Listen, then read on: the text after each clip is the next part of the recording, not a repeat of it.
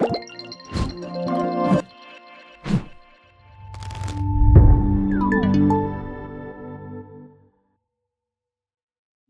to the Entrepreneur Cross Immersive session.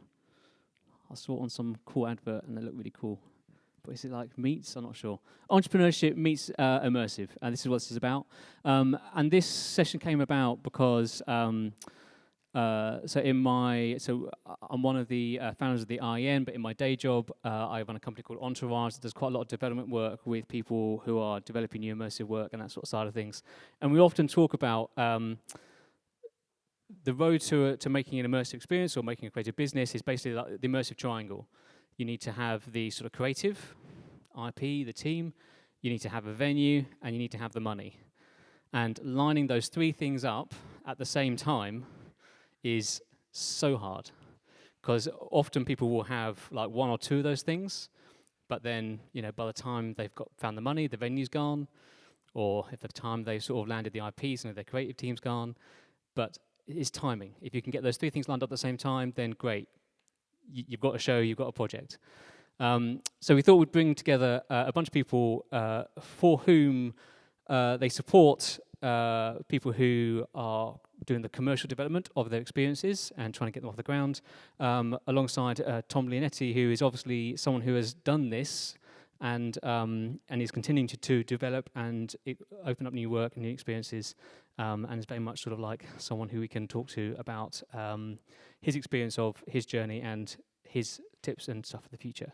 So why don't we start with just going along the line. Did you want to introduce yourselves, talk a little bit about who you are, what you do, your sort of entrepreneur's journey, and maybe sort of one key thing that you've learned so far along that journey that you'd like to impart to us. Cool. Hello? Cool, it works. Yeah, good afternoon, everyone. My name is Mark Sarfo Kantanka. I am one half of NEXUS, so I'm a co-founder with my partner in crime at the end, Farouk Dean.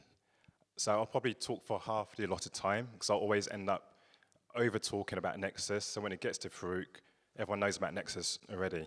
So, yeah, NEXUS was born out of our relationships and working with the creative community on our first company, which still survives today, which is called Cellar Door. Cellar Door is a creative events company. We both went full-time on that gig in 2012. Within that, we have our own IP, an event activation called Bollywood Fever.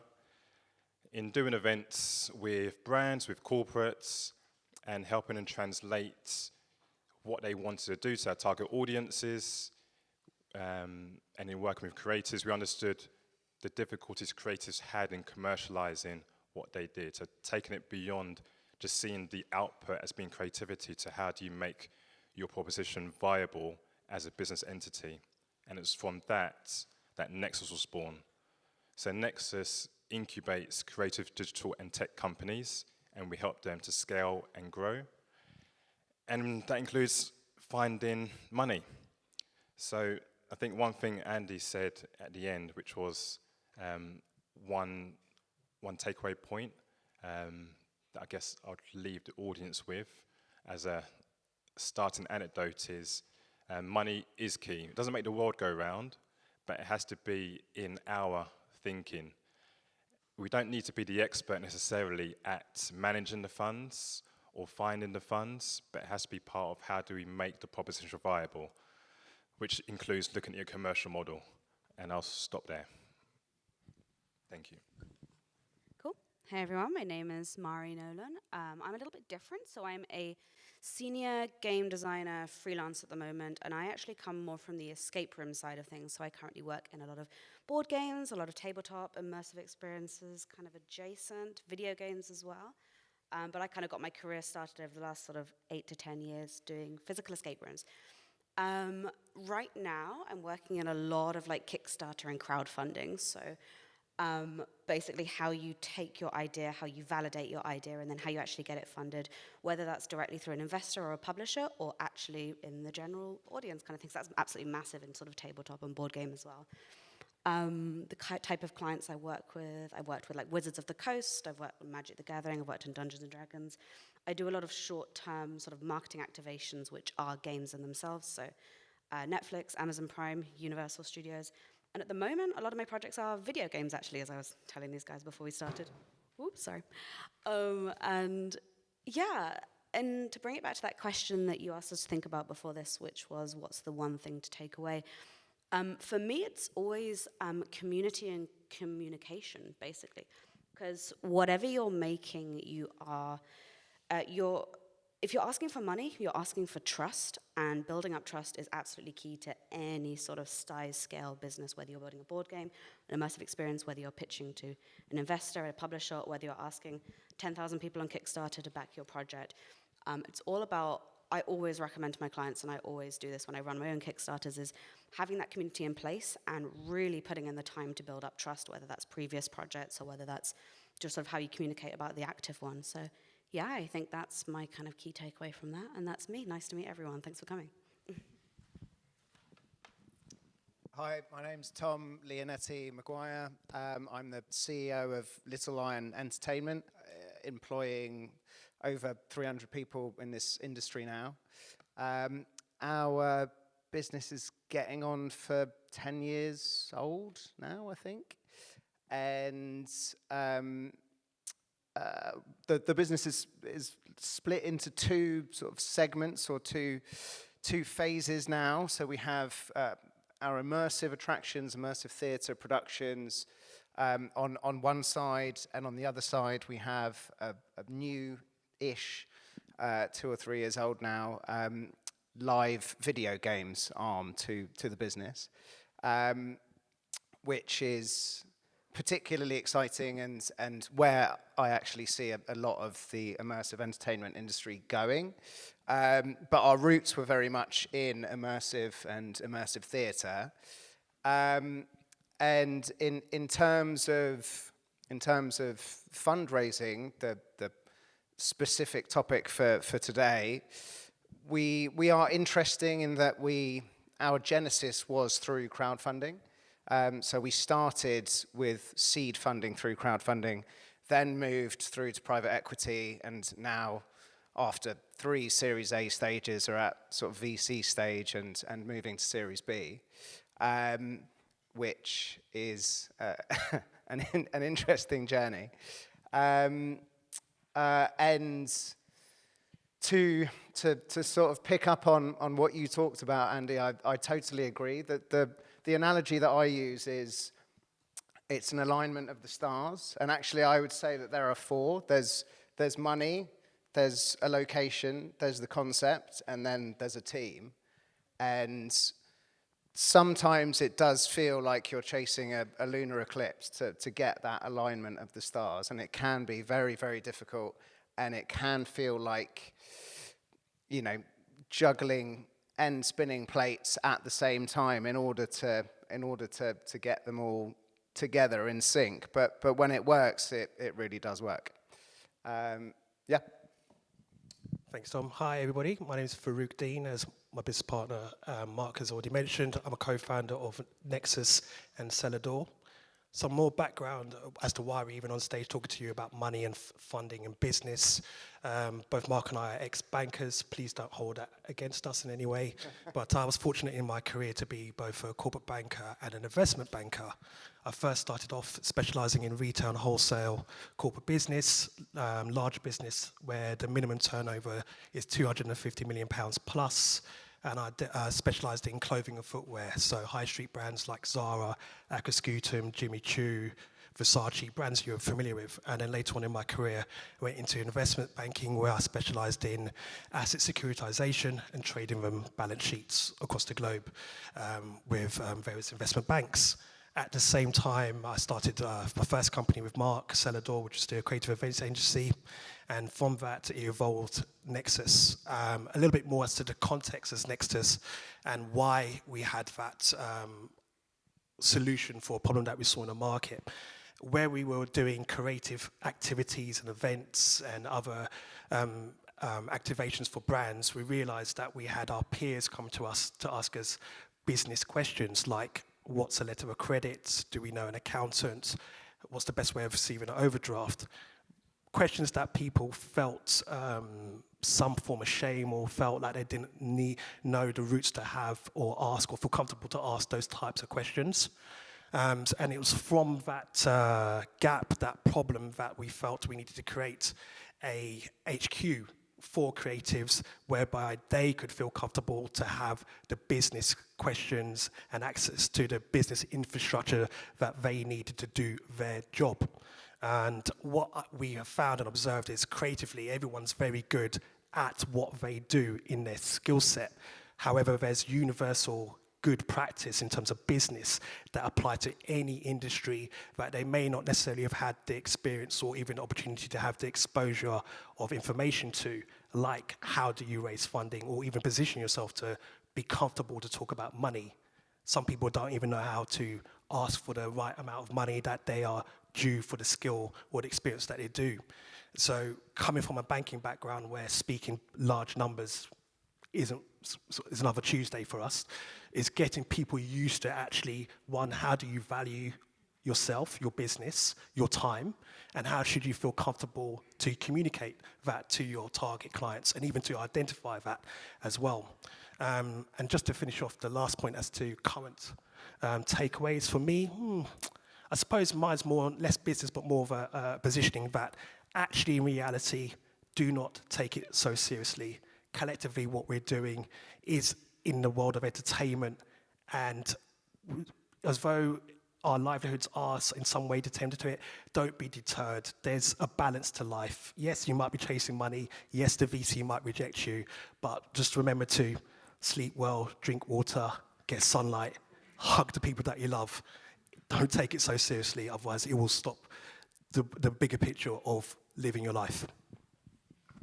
Amazing. Cool. So a little bit about the format today. So if any of you have been to one of our huddle events, which we hold periodically throughout the year, little networking events, we have this bit at the end we call the Any Questions bit, where people can text in on a WhatsApp number any question they want to, so they don't have to stand up and if they don't want to. Text it in the number, and then we'll try and answer. We'll offer an opinion potentially if we can offer an opinion, but we'll also often ask the room and say, anyone else in this room have an opportunity for this? And you can absolutely put your hand up and sort of share your experience of that particular problem or what your solution was. We're meant to be sort of trying to build a community here which is supportive of each other and open to help each other. So we've had various things in the past where, people have put their hand up and say, I can help you with that, let's talk afterwards. And those are kind of the connections that we're trying to create. Cool. So, someone has been on it, and at 1:20, no less, because they read the program and found the WhatsApp number in there, came through and asked, how do you access owners of IP, i.e. films, Disney, to create experience based around their IP? And I think I'm going to expand that a little bit to not only sort of how, but should you? And what are the pros and cons around doing IP-based pieces of work? Anyone from the panel want to start with that, and then we'll throw it out to the room? Yeah, I can jump in. We've done a few. That's a really good question. In the short amount of time that we've been doing this, we've seen quite a lot of change. There's been quite a lot of new entrants to this banner of what is called Immersive, and I think there was a thinking that you could just take any IP and slap an experience on it and it will pay dividends. And on the really lower end of the scale, you get Willy Wonka in Glasgow, right? Or what was it, Bridgerton in New Orleans. So it's not just a fix all. It's not just stick something on the side of the tin and it will be okay. You have to get everything else right. You've got to get in that, coming back to that analogy of the stars, right? You've got to get the team right first. You've got to get the concept right first. You've got to get some money together. So none of that can be substituted. And I guess my volition for going into any project is that you have to care about it. You have to care about the customer. You've got to care about what they're experiencing from the second they walk in the door. And if you don't, and if it's just a money grab, and if it's just about putting on a branded partnership with a big brand, then that might work. But I don't think this is the industry for you. And I think you might be going into it for the wrong reasons. But that's just my personal opinion. Having said that, if your concept is conducive and if it's additive to have a big IP or an IP that you love, or like writing a script with an actor in mind, if you had the IP in mind when you came up with the concept, and if it's a match made in heaven, then you should do it. Then you are looking at it for the right reasons. And at that point, I would venture that you've made a wise decision. The next thing to know is that you then get into a whole new world of problems, which is dealing with big IP. And we've got a relationship with a big European conglomerate. We've dealt with Hollywood studios. We've dealt with giant Japanese video game companies, and they are big corporates. And at the end of the day, they don't really care about you. So the first thing that you're going to get into, which is difficult, is, well, you're going to need to get them on the phone if you can. Good luck. But keep hustling. That's the only way to do it. Then you're going to have to drag yourself through negotiations with them on the contracts, and they're going to try and take as much off you as they can, and they're going to put in as onerous terms as they possibly can, and they're going to try and put in a huge royalty rate, and they're going to put all the financial liability on you to begin with, or they're certainly going to try to, and it will all be under this credo that we're I almost said a name there. We're Hollywood X studio. This is just how it is, mate. Like, deal with it. That's not always the case, but that's your sort of next sort of pitfalls or area of pitfalls. And then you'll find that there's approvals, and because you're suddenly stepping into their world, they will then try and impinge upon your vision and your product. And they might be, if things start to go sour, they might actually change your vision and change your reason for going into it. And if that sounds like that whole sort of tributary that I've taken you on is a somewhat negative one, I promise you it isn't. It's just I would rather that this feels like a forum that is about reality and honesty, and that is the reality and honesty of it. But if you go into it for the right reasons, and if you find a good partner, and some of the big corporates are really great partners, then what you can get at the end is magic. I think it's it. I think so. I've worked on a lot of IP-led projects through our work with people like Sig Cinema and those sort of guys, and it was always fascinating to see the brand recognition you got from a well-known piece of IP, and the amount of people who had come to your experience just because they liked the IP. There's a massive portion of the audience every time, never been to an Immersive show before, never been to a Sig Cinema show before, but they love James Bond, or they love Moulin Rouge, and they're buying a ticket because it's great fun. So, but at the same time, you also saw the other side of that, where, like you said, the levels of approvals to go through, and like the guys from IEN who own James Bond actually embedded someone in the creative team to police how the IP was being used on a daily basis. They were lovely, and they were great, and they were really helpful, but it was a different vibe to, being able to do it yourself. In terms of sort of how you approach it, again, some people that we've worked with, often it's understanding what sort of thing you want to try and curate and how you want to try and therefore which department you want to try and go to. I've found that you can go to the marketing department of a lot of these places to do a marketing activation style pop-up thing, and they're into that, especially if there's like a new series or something coming up, that sort of jazz. If you want to make like a long-running attraction based on something, then you need to go and find who the live experience or the experiential licensing person is, and it's a licensing deal.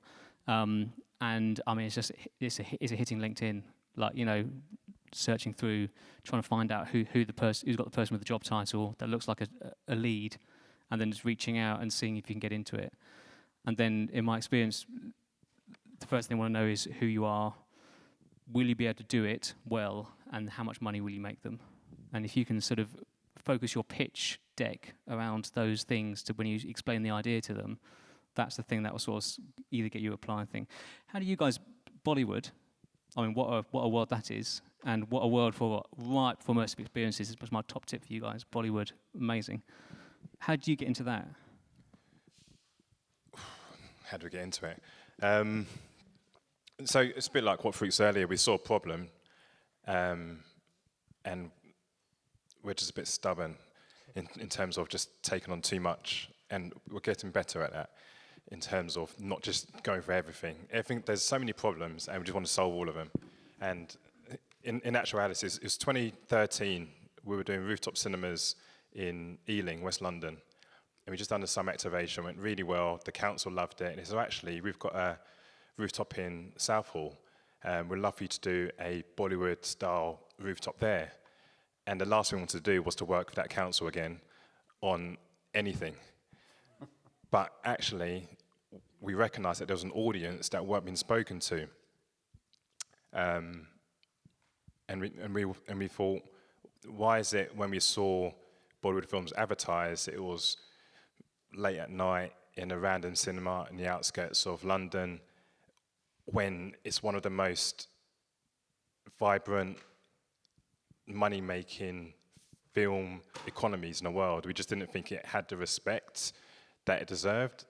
So we decided to say, how can we bring to life the world of Bollywood in an authentic way, but put it front and center, and also to bring it to mainstream audiences, again, whilst maintaining authenticity. I'm from Ghana originally, Farouk, Nigeria, Sierra Leone. So in my culture, we grew up watching Bollywood films. There would be no Nigerian Nollywood without Bollywood. Just by doing a bit more research, we discovered it was huge in Eastern Europe, in Turkey. So you've got this film genre, which is watched globally. China as well. The Chinese love Amir Khan. Absolutely love him. Love him. But so we've got this film genre which is so well followed, but no one was tapping into it. Not to commercialize it, but just to celebrate it. So that's how we got into it. And in 2015, we put our money together, and it wasn't a lot of money, quite a few credit cards actually. And we hired out Barge House on the South Bank over a bank holiday weekend, which meant we had the Friday and the Monday as well. And we screened 25 titles. And it was a melting pot of food, of music, dance, art. We collaborated with a couple of universities to take people through the history of Bollywood, and that was that was our first foray into the world of Bollywood. And we repeated it year after year, and the biggest one we did was probably in 2018, where we got the rights to I guess the Star Wars equivalent of Bollywood. It's a fantastic film called Sholay, made in 1975. That took us about a year to secure. There was no company we were speaking to. It was literally ringing number to number and been passed from relative to relative within a family. So we screened that. We got some BFI funding off the back of it. We hired out the ICC in Birmingham, did it over across a weekend. We lost a lot of money, and that's what creatives do. We just saw the end vision. It was never going to make money because the ticket price and this, that, the other, but we wanted to do it. So more credit cards were used, and it's been one of probably the second best event we've ever done. I think the first best event you'll probably say is, I think we did Charlie Chaplin's The Gold Rush as a rooftop experience, which was amazing. But yeah, I'll pass the mic over. But one thing I will say about IP is don't just think about the IP you're getting, look at your IP. So we've protected Bollywood Fever as a brand identity. So protect what you are doing first and foremost. Don't get caught up in their IP, because as Tom's alluded to, the further you go into it, it stops being that first date. It stops being a honeymoon period, and it's really business, and it takes the fun out of it a little bit.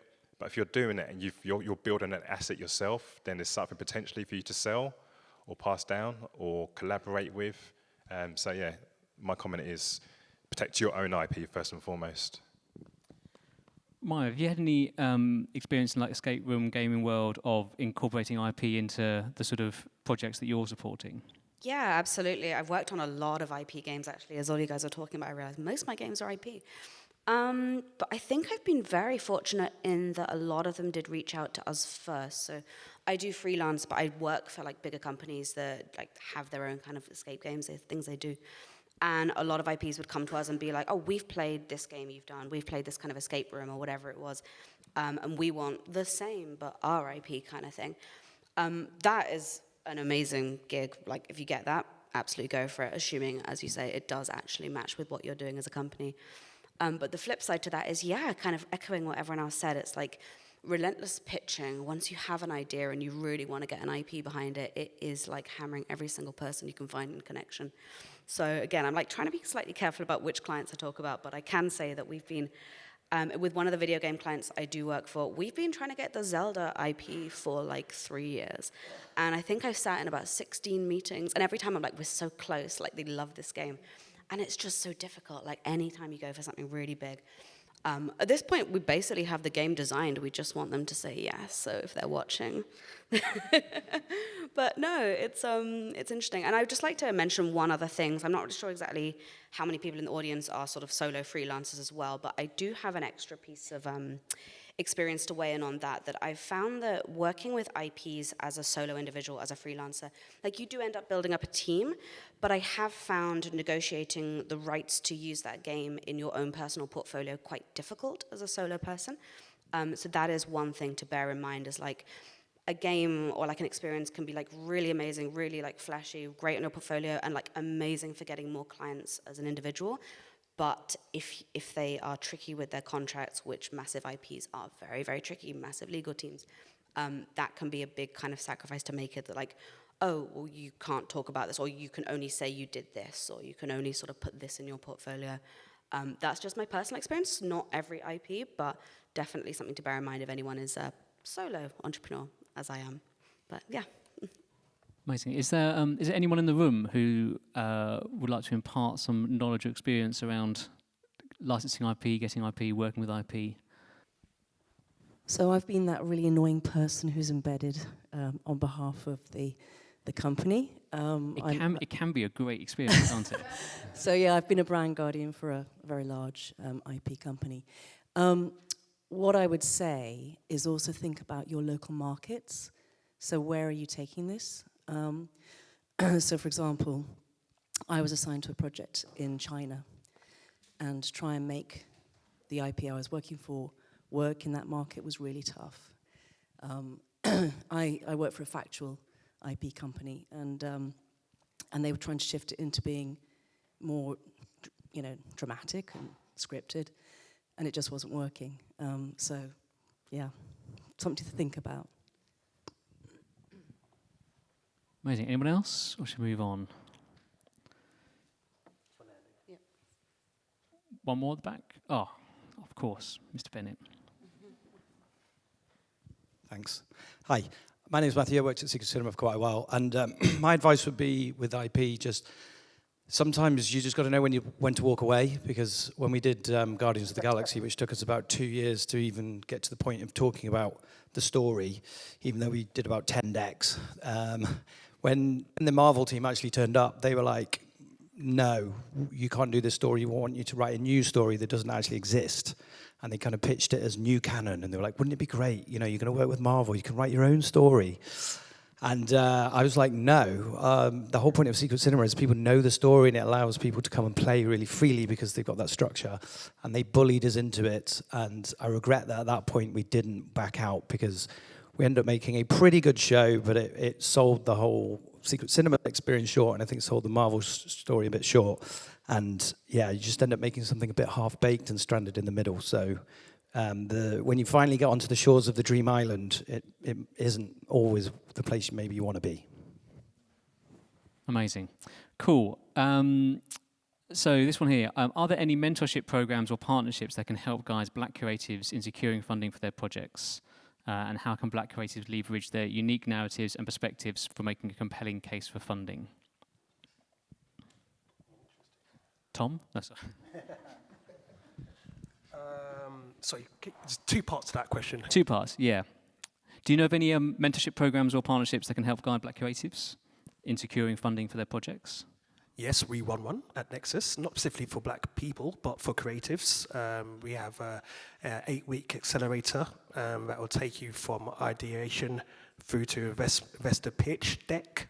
And at the end of that 8-week course, you will be in front of angel and VC investors that generally do invest in pre-seed companies. So that's another thing, that's a theme that's come up where we've been talking about IP and having the IP owners interject themselves into your creative vision.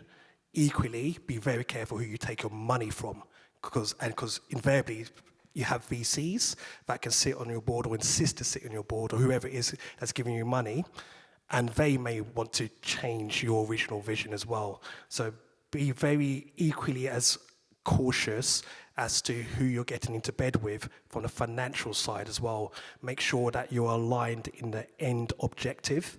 One of the things Mark and I have been taught over the years from our own business coach is that if you are aligned on the end objective, you can still have very difficult conversations within that, because you're both fighting for the same thing. But if you're not aligned, especially with the finance of it, and you can attest to this with managing shareholders and their expectations, their egos, their visions, that will be equally as much as a headache as actually just dealing with the IP holder, or even just doing the event itself and trying to sell tickets. So again, choosing who your team is also includes your finance team, and where the money's coming from, and what their real stated objectives is. If they've got integrity aligned with their actions and they are being aligned with you as a partner, it will make your life so much easier. So yeah, Nexus Creative HQ, we run those accelerators for creatives. There are other platforms outside of creativity that are specifically designed for Black people in business, but in terms of creativity, that's one that I will put out there. What's the second part of that question? Well, the second part is, how can Black creatives leverage their unique narratives and perspectives to make a compelling case for funding? But I think there's an argument to say that actually, it's obviously not just Black creatives, but any creatives who have got a particular unique point of view, be that sort of disability or gender or racial, sorry if I'm using the wrong words, but where are the opportunities to create work, particularly around those lived experiences and those perspectives? That's a difficult one, because there's the lens of being Black, brown, female. Money doesn't care about that. It doesn't. What's the return? So when I'm looking at your business idea or your IP, I'm looking at the idea, the concept, and then the character of the people or the team. Are they able to actually realize that vision that they've put down? However, I do recognize that myself, Mark, and our team that approaches that way. So one of the other things that I would give advice from is also expand your own personal network. Turn up to places like this, because to be quite frank, if I did count the number of Black and brown people in the room in the summit, I know there should be more. And this is where you meet people over tea, over coffee. Also turn up where you socialize. It is literally that. It's the old boy network. It's golf. Like, turn up to places where you know high net worth individuals or the people that have funding. You can socialize with them, because half the time it's not necessarily the idea that they're investing in. It's you. Oh, I like you. And you might not be successful. So this is going back to some of the other things. You might have the triage that Andy and Tom and everyone else has talked about here aligned. You might have an amazing team. You might be an amazing founder. And you could still fail. That's the reality of business. In the lead up to COVID back in 2020, I'm sure we can still remember that. There was a 2-week period, Andy knows this story because we were laughing and crying at the same time over it, where Mark and I over 2 weeks saw our pipeline turnover of about 600,000 at the time evaporate. Like, what's this? What's going on here? Why is everyone pulling out for what's going on? To no fault of ours, external circumstances happened to be that as an events agency, literally what we were doing, gathering people into a room, was becoming illegal. We weren't allowed to do what we were going to do. So that's what I mean by taking perspective in the wider picture of your life. There's things outside of your own control, even though you have got everything aligned perfectly, that could still mean it fails. One of the things, I'm going to mention a name now, that I got surprised about in terms of a failure, although some might not see it as well, is the BBC Earth exhibition. Massive. Did anyone go to that, by the way? Yeah. Exactly, just here. Absolutely phenomenal experience. If you've got kids, would recommend any parent to take their kids there. Entertaining, educational. They spent the money, they marketed, they had BBC, they had David Attenborough, they had BBC Earth. Failed. Now, I'm sure there'll be some insights as to why we think that failed here, but that was all aligned in terms of even the advice that we're giving. But yeah, as a takeaway, in terms of fundraising and if you are anyone of color, women, or anything of that, is remove that as the thought pattern and immerse yourself in spaces where you need to be regardless. Just turn up and socialize in that area and ingratiate yourself into the people that you need to be speaking to. That's how literally we met the people we have invested into. One of them we met at the very first summit here. I agree with Farouk. And it's not a but, there is no but. But as Farouk said, as long as you're aligned on the vision, then you can have conversations. Farouk's given I'll term it the economic answer. We both studied economics. Economics will tell you 1 + 1 = 2. Then you've got politics, which is what really happens. So what Farouk has just described is we have to just turn up and be the best version of ourselves. We then do that, and then you get societal issues of being punched down on, which is the reality of why that person might have messaged in, because as a black founder, that is their experience. That experience in this world of creativity, and I can say it because we're in it. It's ego-driven. It's a closed network. It's who you know. It's name dropping, Secret Cinema, Punch Drunk, which are all great brands. But if you haven't worked with them, then actually we don't really need to be engaging with you because your CV doesn't look that great. If you're not turning up to the rooms, it might be because you're not let into those rooms. So I do think that there is a requirement for us in the room, when we are in those rooms, when we're hearing those sorts of narratives where people are being punched down on, to also turn up and shut those voices down. Because I've been in rooms where those voices aren't shut down, which is why things become policy and people, let's say, all look a certain way on certain productions. Or, look, from Farouk's and my perspective, when we had the George Floyd incident, I say incident, when he was murdered, we had ITV call us, who wants to do an interview about about business, just by coincidence. We had Time Out, who featured us on there. They wanted us to come onto their Instagram to do a live. We had a coffee shop at the time. Like I said, we just jumped between too many things. We had a coffee shop, and they wanted us to do that. We became popular because supporting black businesses became popular. And we did receive racism online when we were live. Yeah, and on that we did receive racism. There's also, every year during Black History Month, where I tend to keep my head down, because that's where brands will get in touch with us and say, oh, would you like some free mentorship, or would you come and talk to our blah, blah, and it's really demeaning, but it's only during that 1 month. As Farouk said, in our events company, we do events. We don't do black events, we do events, but we're seen as a black events company. So brands want to talk to us when we try and get in front of a black audience. So there's a level of disrespect which does happen, and it's not just for black voices, it's any other voice, which just seems to be the global majority. So I think it's important to acknowledge the question, and if we are in those rooms, to actually start to shut down some of those voices. may I also add to the race debate here that one other thing that I feel doesn't get talked often enough is class. I feel that the challenges that we've just described and explained are equally as true for the working classes. To be fair to myself, I'm going to talk about me, I'm privileged. I come from a middle class background. My parents worked hard enough to put me through private school, went to grammar school, I studied at university, I became a banker. I'm that guy. On paper, I come from privilege. I recognize that I'm able-bodied, I'm male. So there's a lot of things that are to my advantage as well. And I know the reasons why I'm here is because I had been given the opportunity to be educated, and I was successful at making a lot of money for other people that made me money.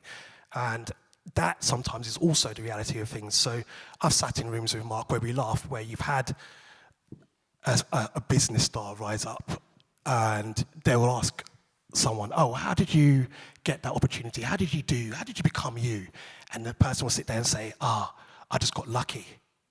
Really? So your dad's not the MD of such and such company, or your mum didn't go to school with this person that gave you the inroad. Because if you listen to the actual authentic stories, people are turning up at random man's houses, people are chasing different IPs with different, well, you're walking in by yourself essentially, and they've got a bank of lawyers facing you. That's the reality that you will face with regards to not being privileged in terms of class. So I think the challenge is equally as important or as challenging from working class backgrounds. Yeah, absolutely agreed. I'm just going to crack through some of these questions because my phone is vibrating like a lunatic. But that's great. Thanks so much, guys. That's an amazing answer. Can we talk about crowdfunding and how to build a compelling kind of model when your communities are not necessarily cash rich? This feels like it's got your name written all over it. Yes, hello, crowdfunding. So the lens of which I talk about crowdfunding is very specific to Kickstarter, but I think that is a good place to begin with. Obviously, there are many other platforms, many other places you can go to crowdfund, but the lessons you would take from one definitely apply to the others. And yeah, when it comes to building up a good crowdfunding or Kickstarter campaign, the number one for me, as I said kind of right at the start, is your audience. I would never advise anyone to go in completely unknown. So having a proof of concept and spending a considerable amount of time before you even launch the campaign, being out there, exactly, being in the room, talking about what you're working on, like sharing it. Maybe that is sort of hiring marketing in as early as possible or doing it yourself and kind of like getting the word out there, the sort of work in progress of what you're actually doing. So that, I mean, talking about marketing is a whole different topic of conversation. I won't get too much into that, but things like building up your social presence, building up your in-person presence, maybe doing talks, maybe building up your email marketing letter. So all that to get to the point that when you hit go on your crowdfunding, thousands of people know about it and people are excited about it. Then you get the sort of thing of like, okay, building up the trust. Like, are you someone who's worked on previous games before? Can you showcase what you've done? Can you prove you're the person to do it? Unlike sort of pitching directly to one investor who's probably more interested in, is this going to be financially successful? In a crowdfunding, you have a sort of more unique situation where you almost want to sell the dream a bit more. It's like, who is that individual? How are they going to engage with your experience or your game? And like, what are they going to get out of it? Who are they going to go with? Like, what fun are they going to have? Like, who are they going to be in that immersive experience? Selling that kind of dream and then selling yourself and your team as the people who will actually make it a reality. The other thing I was going to say is as well, just because I'm sure everyone else has important things to say on this, but the last thing I would say is I work in puzzles, and so when I do a lot of Kickstarters, they are almost always puzzle games. And my last point would be having a very compelling hook that specifically means someone should back you or crowdfund you before the event's been created, rather than just wait until general sale of tickets. At the one level, that could be early bird pricing, but at the other level, that's like an add-on, or like you're running like a separate ARG kind of going in the background of the Kickstarter, or some kind of hook that really builds the community around what you're doing and who you are. I've such a board game lens right now, but yeah, I like to do like a little hidden bonus chapter that like only if you solve the puzzles in the update you get to it, and so you sort of build up a buzz and people start to go like, oh, did you see that it's like something weird in this update, and like having something that makes people back at $1 so that they can see the updates and do stuff like that. It can be really, really compelling to kind of get the campaign off the ground. I actually have hundreds more tips, but I'm dominating a little bit, so I'll let the other guys share theirs. This is the lady to buy a coffee for afterwards if you want to mine her head. Yes, you can find me if you want to talk about this after. Yeah. I'm going to crack through a couple more questions, and then we can come back to that hand in the thing. Tom, this feels like this could be one for you. How can entrepreneurs best work with the press in getting their message out? Are there any recommended influencers or journalists for immersive shows? And is it worth getting input from journalists and previews? I would just add on. I would just add on crowdfunding. Actually, I don't know if it's changed from 10 years ago, but you've got to treat it like a project. You've got to dedicate 6 months to it. You can't like anything else. You can't just walk into it and think people will come. The amount of people I've seen just throw up Kickstarters and then are surprised when no one turns up. But give it 6 months. Really build in a proper, and bootstrap it and get as many people on board as you can. Things like having incredible content is what gives the campaign legitimacy. And sneaky tip, try and scrabble as much money as you can together and put 25% in on day one. Yeah, just to add to that, if you get on like Kickstarter on day one, then real advice. Everyone does it, and Kickstarter will probably tell you to do it, although they won't put it in writing. And then they'll market it for you because they'll put it everywhere. They'll put it in their newsletter and it's on the front page. Yeah, and then you're suddenly in the best-selling on day one, and their algorithm will pick you up. So there you go. And but yeah, press. So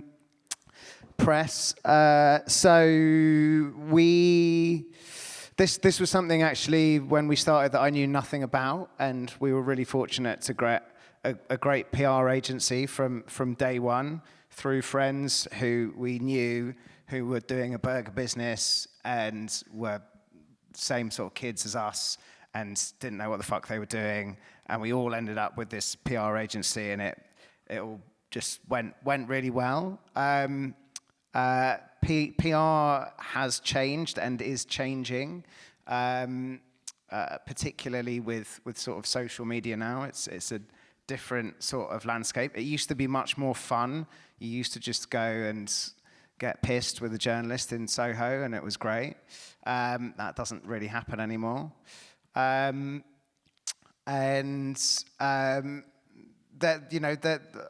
Picking up on what sort of Mark and Farouk said, they're not always your friend as well.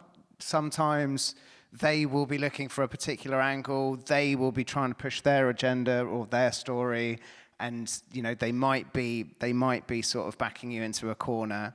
That's why I would recommend getting a PR agency and getting someone that can help you with the landscape.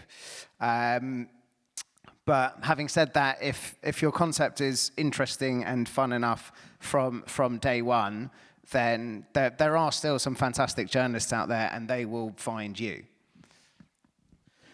Amazing. I've got a few on here of a similar sort of theme of where do you go as a maker new to the sector to find that first investment, to find that sort of first bit of startup money, that first bit of seed money, to sort of get you started? Or is it, be it grants or be it sort of match funding or various other places like that?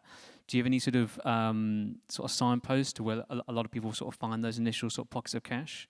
Or is it's hard, isn't it, essentially? It is hard. At my peak, I had 9 credit cards. They were all maxed out.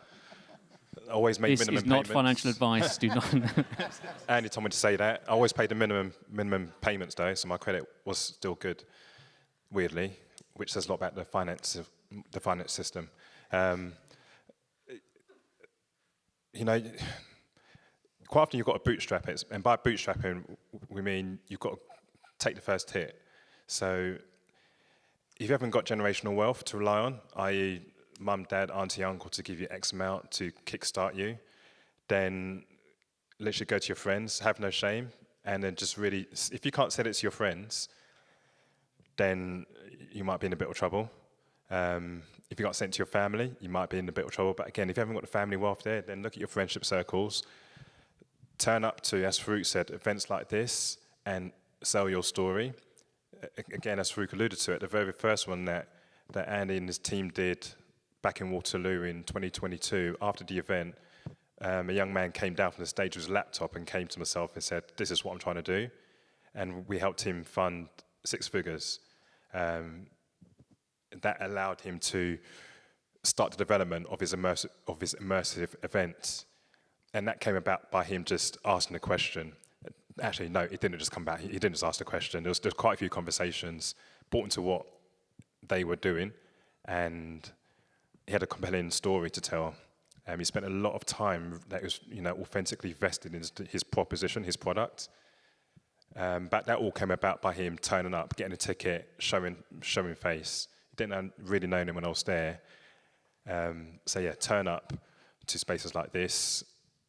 Lean on your networks. So that whole 6 degrees of separation, you might not know that person who's got access to that person, who's got access to that person, but put the puzzle together.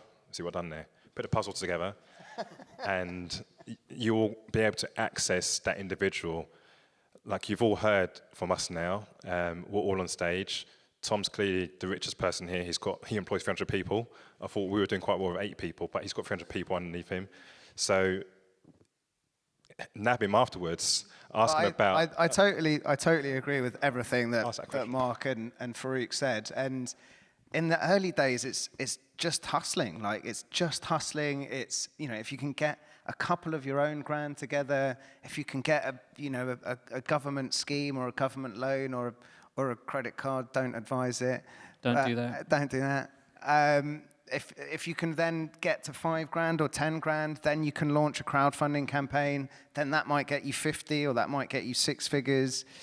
Then, you don't have to go for broke with everything. You don't have to go and do the final 12-month run, take on a lease and take on staff. You could do a pop-up at that point. But and at each point, you'll find that you're going to have to take risks, and you're going to have to be in spaces that you're uncomfortable in, and you have to keep doing that. And actually, what Farouk said earlier really sort of made me think is that whether you're a solo freelance entrepreneur, or whether you're part of a company, or whether you're building your own company, those skills that you learn from day one of hustling, of just picking up the phone, of calling everyone, of calling in favors, of asking your mates, of doing a crowdfunding, they stay with you the entire time.